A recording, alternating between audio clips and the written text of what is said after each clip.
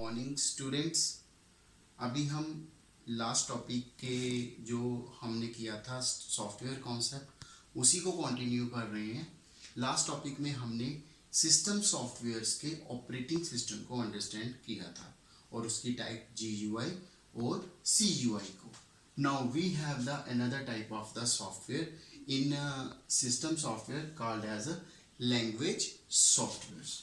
तो जो language software से बेसिकली जब हम कंप्यूटर्स में कोई भी सॉफ्टवेयर बना रहे हैं अपनी मर्जी से, तो we need to be write some instruction so that the computer can perform the task that we want, that is said to be a program. जब हम प्रोग्राम लिख रहे हैं तो let's like it, I am write here print welcome, but computer cannot understand its code welcome and print because it can understand only 0 1. I need a language translator, the language software that can convert 0 1 code from the desired code that I write in English or English like language. तो हमारे पास जे हमारी requirement पड़ जाती है कि हमें 0 1 का code नहीं आता, तो कोई तो हेल्प करे हमारी, तो उसके लिए हमें किसकी ज़रूरत पड़ती है? लैंग्वेज सॉफ्टवेयर की। तो जो लैंग्वेज सॉफ्टवेयर में उसमें सबसे पहले क्या आता है हमारे पास? Assembly language, assembler. बेसिकली 0 1 की जो लैंग्वेज है that is a binary language, लेकिन अगर मेरे को लिखना है 1 2 + 2 = 4, it's a human understandable code. तो मैं ऐसे लिखता हूँ 1 0, 2 को बोला जाता है 1 0, आगे लिखता हूँ 1 0। तो ऐड का code let it be J वाला कोड है, तो आंसर इसका बनेगा 1 0 0। और इक्वल टू का कोड 1 1 1 0 0 1 1 1 1। तो जे मेरे पास आ गया है ऐड का कोड, जे आ गया है मेरे पास इक्वल टू का कोड, जे 4 जे 2 और जे वाला भी 2। तो इस लैंग्वेज को थोड़ा सा सिंपल करने के लिए मैंने एक नई लैंग्वेज बनाई that is said to be a assembly language. तो असेंबली लैंग्वेज में मैं कैसे लिखूंगा? 1 0 ADD add 1 0 EQ 1 0 0। तो इसका क्या मीनिंग हुआ? ये लैंग्वेज इससे थोड़ी सी सिंपल है, रीडेबल है, तो हम इसके लिए स्टिक करके तो हमने क्या बोला, इसमें कोड लिखना शुरू कर दिए असेंबली लैंग्वेज में। असेंबली लैंग्वेज में जब हमने असेंबली लैंग्वेज में कोड लिखना शुरू कर दिए तो उसे 0 1 में कन्वर्ट करने का हमारे पास जो काम था वो किसने किया? असेंबलर ने। तो assembler is a software that converts assembly language to binary language and vice versa. It means जे सिर्फ हमारे पास 0 1 के कोड को असेंबली और असेंबली को 0 1 के कोड में दिखाने के लिए बनाया गया है। तो हमारे पास सेकंड टाइप है, जो नेक्स्ट टाइप है हमारे पास असेंबलर एंड देन कंपाइलर। जो असेंबलर है और जो कंपाइलर है, इन दोनों का टास्क क्या है? High level language, high level language को कन्वर्ट करते हैं जी बाइनरी लैंग्वेज में। जो क्या होंगे? इंटरप्रेटर होगा और कंपाइलर होगा हाई लेवल लैंग्वेज कोड। जैसे हमारे पास C है, C++ है, जावा है, पाइथन है, इन सभी लैंग्वेज के कोड को 0 1 में कन्वर्ट करना है। Either we need a compiler और वी नीड अ इंटरप्रेटर। हमें या तो कंपाइलर चाहिए या तो इंटरप्रेटर चाहिए। तो अब हम बात करते हैं कि अगर ये दोनों एक जैसा काम कर रहे हैं तो दोनों के बीच डिफरेंस क्या है? इंटरप्रेटर क्या काम करता है, कंपाइलर क्या काम करता है? तो इसके लिए मैं अपनी तरफ से एक एग्जांपल दे रहा हूं फ्रेम करके, तो इसे अंडरस्टैंड कर लीजिएगा। इंटरप्रेटर और कंपाइलर उसी टाइम समझ आ जाएगा। तो पहला, अगर मेरे को किसी प्रोजेक्ट में उसके मैनेजर के लिए क्या भेजा जाता है जापान में, तो जापान में मेरे को जैपनीज बोलनी पड़ेगी, but it's too hard to be learn Japanese, it's the second toughest language of the world. तो मैं क्या करता हूँ, एक पर्सन को हायर करता हूँ जो जैपनीज को भी समझता है और मेरी लैंग्वेज इंग्लिश को भी समझता है।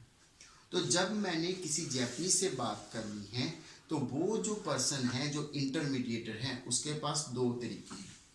पहला तरीका कि मेरे बातों को सुने, उसी टाइम ट्रांसलेट करके जैपनीज में जापान के पर्सन को ट्रांसलेट करके बता दे। This is the first way. Second way क्या होगा कि जब मैं बोल रहा हूँ, he is writing on the paper, when I finished he tried to translate it on the paper, then after translating it will dictate for the other person from the Japan. When the Japanese person reply, it will again write on the paper, then translate it in English and dictate it for me. तो जो first method है that is a interpreter, listen किया उसी time आगे deliver कर दिया।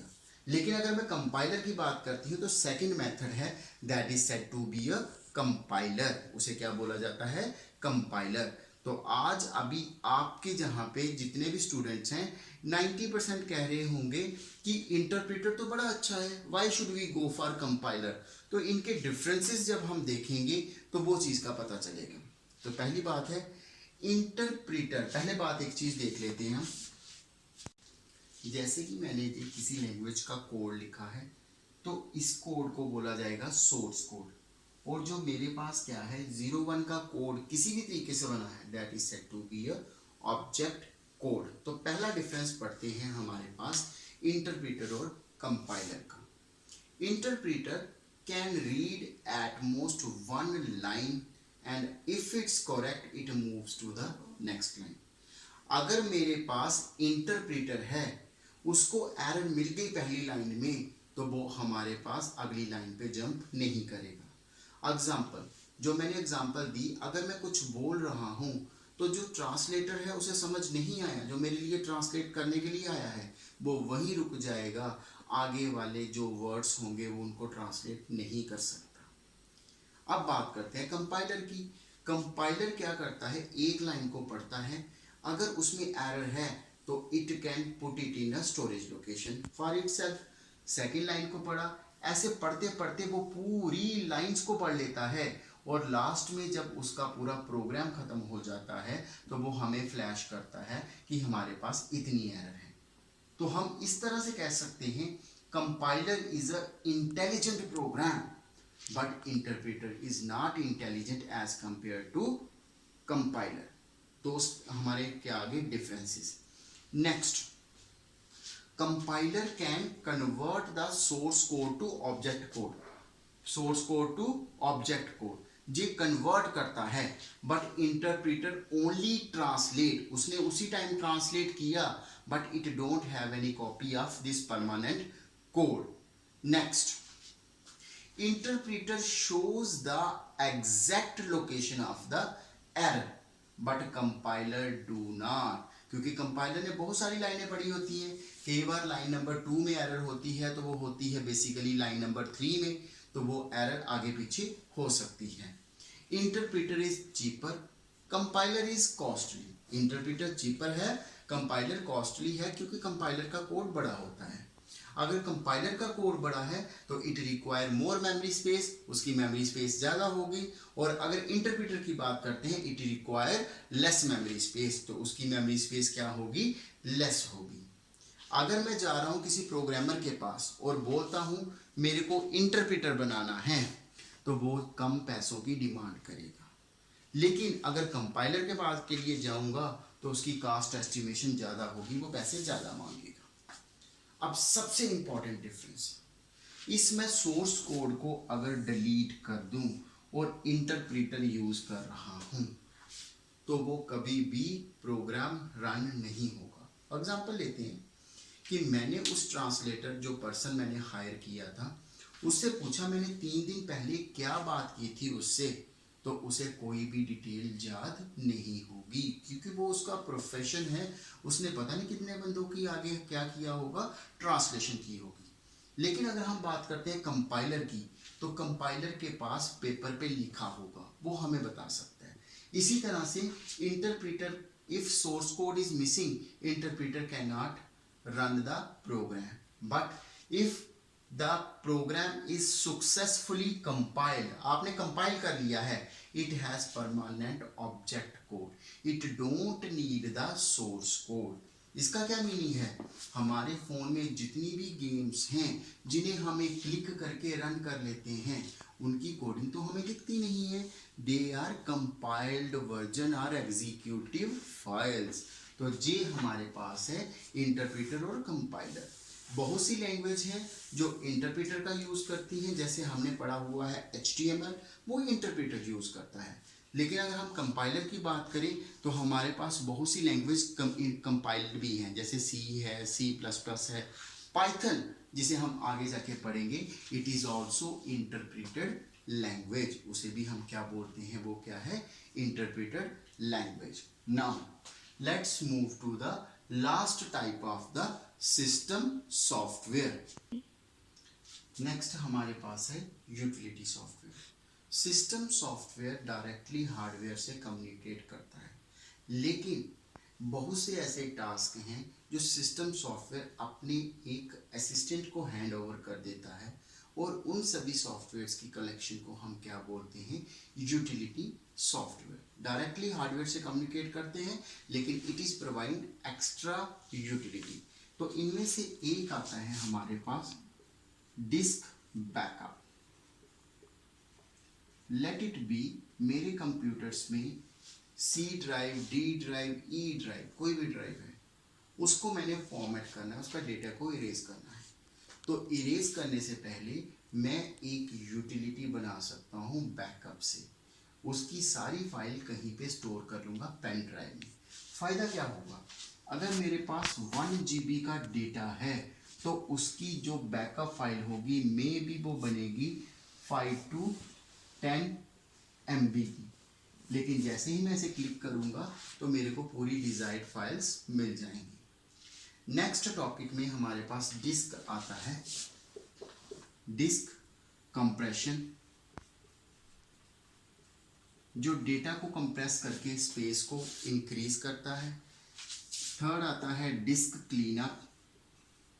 Disc cleanup, disc cleanup का meaning होता है, कई बार हमारे विंडो वाले डायरेक्टरी में, अगर मेरी विंडो C ड्राइव में है तो वहाँ पे कुछ ऐसे फोल्डर्स होंगी और फाइल्स होंगी जो मैंने 1 मंथ तक यूज़ नहीं की है, जिन्हें ओपन ही नहीं किया, तो वो मेरे को मैसेज देगा, these files are not usable, you can clean the disk so that the performance will be improve. तो मैं इस फीचर को भी यूज कर सकता हूँ।